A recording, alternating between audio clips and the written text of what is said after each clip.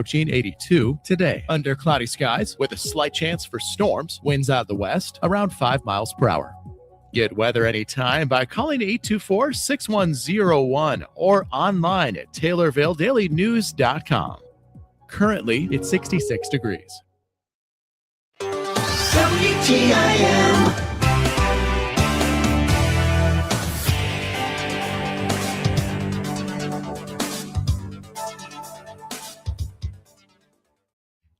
You're listening to WTIM, your information station. Time now for your expanded local news. I'm Reed Kamai. A confirmed EF0 tornado touched down in Shelby County on Sunday. According to Shelby County Emergency Management, the county received 4 tornado warnings from the National Weather Service in Lincoln that afternoon due to concerns about rotations seen on radar, along with reports from local weather spotters. A National Weather Service survey team later confirmed an EF0 tornado had moved through Prairie Township near 100 North between 2400 East and 2700 East roads. Shelby County Emergency Management responded to the affected area and spoke with one landowner. Officials reported non-structural damage to a farm building, a small farm shed that was toppled, and minor roof damage to a residence. No other significant damage was reported or observed at this time. Shelby County Emergency Management thanks the National Weather Service in Lincoln for their efforts in helping keep communities safe and prepared during severe weather events. Officials also thanked local news agencies for their reporting on the storm, saying their live coverage from the area helped prepare and reassure residents throughout the county. A special thank you was also given to first responders who helped dispatch weather spotters, especially members of the Stewardson Fire and Ambulance District, who were among the first to report the tornado. Officials said the work of weather spotters can be dangerous, and their communication is critical in helping provide advanced warnings. Shelby County Emergency Management Director Scott McKee said the coordination between weather officials, first responders, and the community played an important role during the severe weather event. The Taylorville Police Department is a recent recipient of money and equipment for 2 separate purposes. One such case is for their emergency response team to boost response capabilities when SWAT officers are needed. The other grant is for law enforcement campaigns for specific time periods, such as Independence Day. Police Chief Dwayne Wheeler is overseeing both efforts. He says his department received donations for SWAT equipment from notable names in the area. We were humbled enough by Tom May. He donated a police force in Stonington to practice, and also John McWard, our state's attorney, was able to purchase a lot of equipment for us for that team. What this team does is we do search warrants. And to be safe, we have trained officers that go in and secure the place that we're about to. I mean, once we have a search warrant, we hit the house. They go in, make sure everything is secure. Then after it's secure, they get out of the house, and then the investigators will go in and start looking for evidence. So that's it's a great team to have. It's safer for us. It's safer for the suspects involved, and we do a lot of training. With the new equipment now in, Chief Wheeler now hopes to add to the personnel on the SWAT team. Everything in the ART team has been funded with donations and grants. So it hasn't cost the city anything, and the taxpayers for this ERT team. There's a lot of value to this, and people see that. And like I said, the members that we have are very dedicated, and we have several members on the team. And in terms of those members, we were talking a little bit earlier about those SWAT members. Who all is involved? They're all City of Taylorville police officers. We do have one county officer that did join several months ago. He is injured at the time, so he hasn't been able to go to any trainings. But once he gets better, he'll get back on the team. We would like to have more officers join from county. I think we'll be able to do that in the future. As for law enforcement campaigns, the grants for that purpose allow for increased staffing when the department sees a need. Chief Wheeler says the Independence Day campaign will focus on the use of electric bicycles and golf carts, among other trends. And I do want to let the citizens know that we have been getting a lot of complaints when it comes to the UTVs the e-bikes especially, that there's a new law coming down for that that's going to help us enforce it even better. But also golf carts. They have to be compliant. They have to have the stickers. They have to make sure that the kids are not hanging off of these. Citizens are calling me and they're telling me that they're concerned about these kids driving these golf carts too. You have to be 16 years of age and older. But when you have an 8-year-old driving one down the street, people call the police. So we are going to step up enforcement during this Independence Day. We want everyone to have fun, but also want to be very transparent with you that, you will get ordinance violation or even an IBC ticket with these golf carts if you don't obey the law.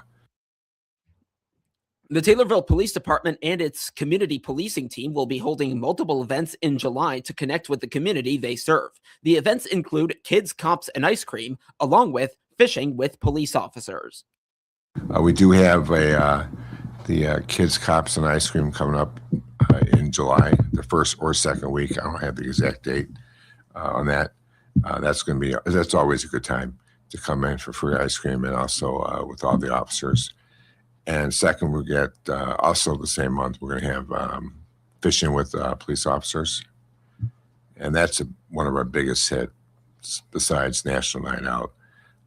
National Night Out is coming out after that too. So our community policing team, they're on top of it now and staying busy. But I just follow our Facebook page. And please, we always have a great turnout every time we have these events, and we enjoy spending time with the kids, and especially with the Fishing with the Police. We always have tons of kids out there, and we got tons of fishing poles, and the officers love doing it, spending time and fishing with the kids, and the kids catch a lot of fish, so it's a good time. More information on the Taylorville Police Department is available at taylorville.net/police-DEPT. Police Chief Dwayne Wheeler appeared as a guest on the WTIM Morning Show. Pana First Methodist Church will host a community blood drive with Impact Life on Wednesday, July 8th at 619 Kitchell Street in Pana. The blood drive will take place in the church's fellowship hall. Blood drive donations will be open from 1 to 6. To make a donation, Impact Life requests that you call the Springfield office at 800-747-5401 or go online to bloodcenter.org and use code 60036 to find the blood drive and properly register your appointment. Walk-ins are welcome, but appointments are requested to be made in advance to save time and to ensure the best outcome. To donate, you must be 17 years of age or older to donate alone, or no younger than 16 with a parental permission form. The permission forms can be found online at bloodcenter.org. The donor must also weigh 110 pounds or more and have a valid photo ID. Donors who last gave blood on or before May 13th are eligible to partake in this drive, and successful donors will receive a donor reward of their choice. Impact Life reminds people that blood donation is a safe and simple procedure that should only take around 45 minutes to complete. Impact Life can be contacted via telephone at 800-747-5401 or online at bloodcenter.org. The Christian County Health Department is reminding residents about the importance of protecting children from lead exposure. Health officials say lead poisoning often does not show obvious symptoms, but exposure can have lifelong impacts on a child's health and development.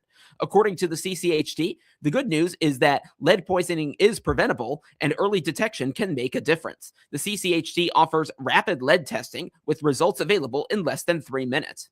Residents with questions about lead testing or possible lead hazards in their home are encouraged to contact the Christian County Health Department at 217-824-4113.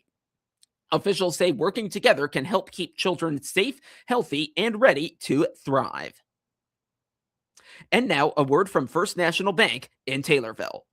At First National Bank in Taylorville, just west of the square, we've spent 70 years being your local bank. The bank where relationships matter, because we've been part of this community for generations. I'm President Jared Beckham. Life moves fast. Families grow, businesses change, even banks come and go. But one thing stays the same. First National Bank in Taylorville has been here for you and will be here for the next generation too.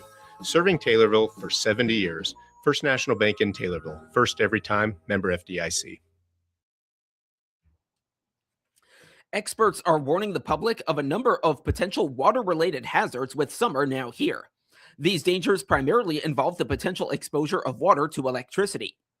From open water to swimming pools and even puddles following heavy rain, being aware of risks and what to know and look for can save lives. The University of Illinois Extension has partnered with safeelectricity.org to educate the public on this matter.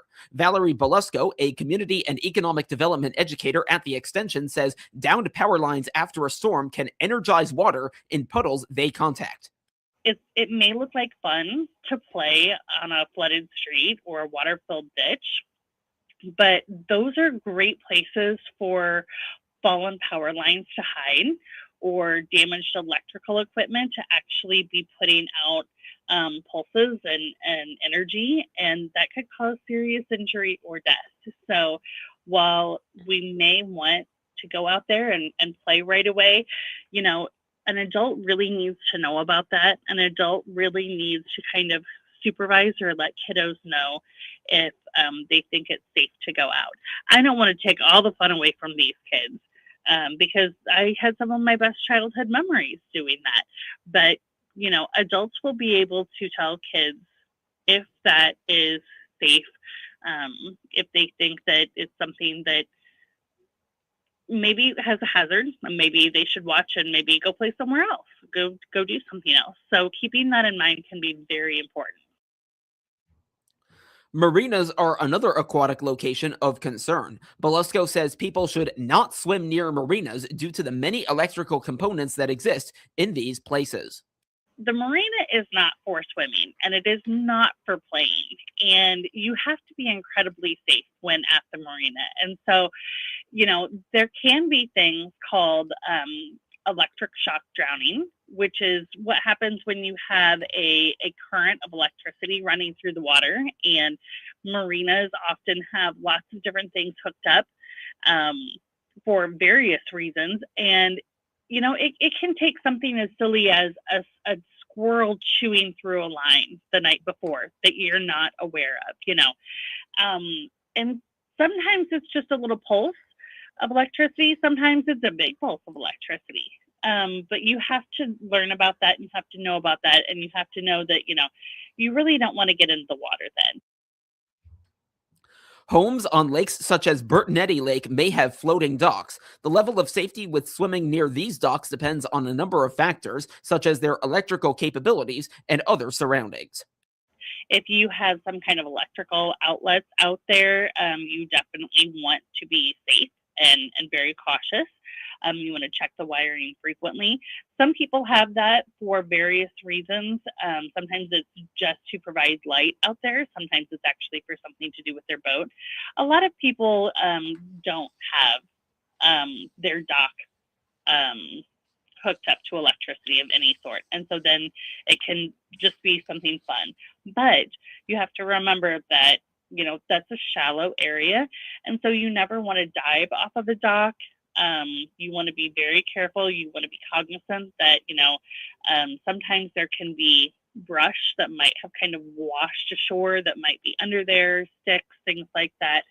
So get in carefully, kind of swim around, feel what's down there, and then you can really play and maybe jump off. But again, jump, not dive. There are precautions to take for swimming pools as well. Swimmers are urged to, among other things, check for electrical equipment and know the location of circuit breakers.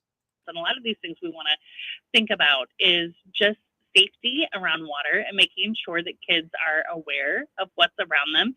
Adults too. Adults always need to make sure that they're checking their equipment, that they're making sure they're keeping cords away from the water, that outlets are GFCI protected and tested, that they're covered outlets, and that, kids understand that it's not always safe to handle phones, tablets, that kind of things that are charging on cords when you're wet, and to keep them away from water areas like pool, spas, even sinks if they're in the house.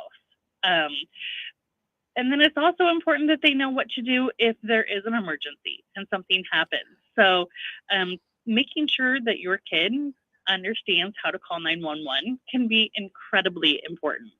So having those conversations, starting those conversations young, is always a good idea. Belusco also advises reminding guests of these safety tips, as they may otherwise not know where circuit breakers and other safety equipment are located. Make sure that if you have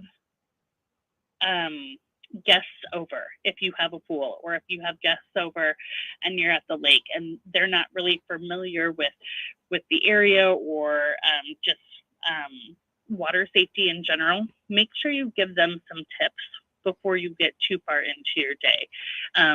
Sometimes even if you have maybe nieces and nephews, or your kiddos have friends that are coming over, making sure they know where the electrical shut off in case something happens is always really important. A lot of times we remember to tell our own children, but sometimes it's our own children that might be in the pool that might need somebody else to shut that off. And so, older kiddos are often out there by themselves without a whole lot of adult supervision. I'm thinking teenagers. And so making sure those kids know where that electrical shutoff is so important. More information on this topic is available at safeelectricity.org. More information on the University of Illinois Extension is available at extension.illinois.edu. Valerie Belusco appeared as a guest on the WTIM Morning Show. Over 400 teachers across the state are participating in Summer Ag Institutes as part of the Illinois Ag in the Classroom program, and that's according to Education Director Kevin Doherty.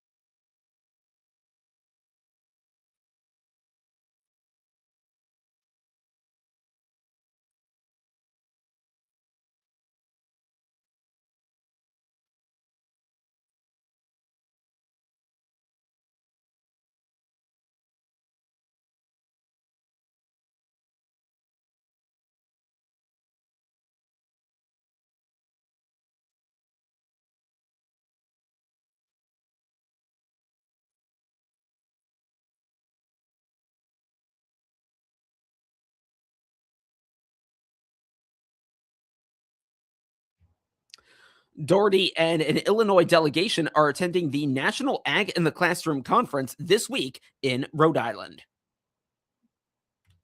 Now to obituaries, which can be found at TaylorvilleDailyNews.com. 84-year-old David Dwight Hendricks Sr. of Taylorville died on Saturday. Visitation is today from 9 till 11 at Sutton Memorial Home in Taylorville. The funeral service will immediately follow. Burial will be at Oak Hill Cemetery. Arrangements are being handled by Sutton Memorial Home in Taylorville. 68-year-old Kenneth Fisher of Taylorville died on Saturday. Visitation is today from 5 till 7 at Sutton Memorial Home in Taylorville. The funeral mass will take place tomorrow at 11 at St. Mary's Catholic Church in Taylorville. Burial will be at Oak Hill Cemetery. Arrangements are being handled by Sutton Memorial Home in Taylorville. And 79-year-old Gary L. Carr of Bonita Spring, Florida, died March 27th. The memorial service will take place Saturday at 2 at Blue Mound Civic Center in Blue Mound. Burial will be at Hall Cemetery. Arrangements are being handled by McClure Funeral Home and Cremation Services in Taylorville. There's a 20% chance of showers and thunderstorms after 3 today, a high near 82. Get local news anytime at TaylorvilleDailyNews.com and every hour as well.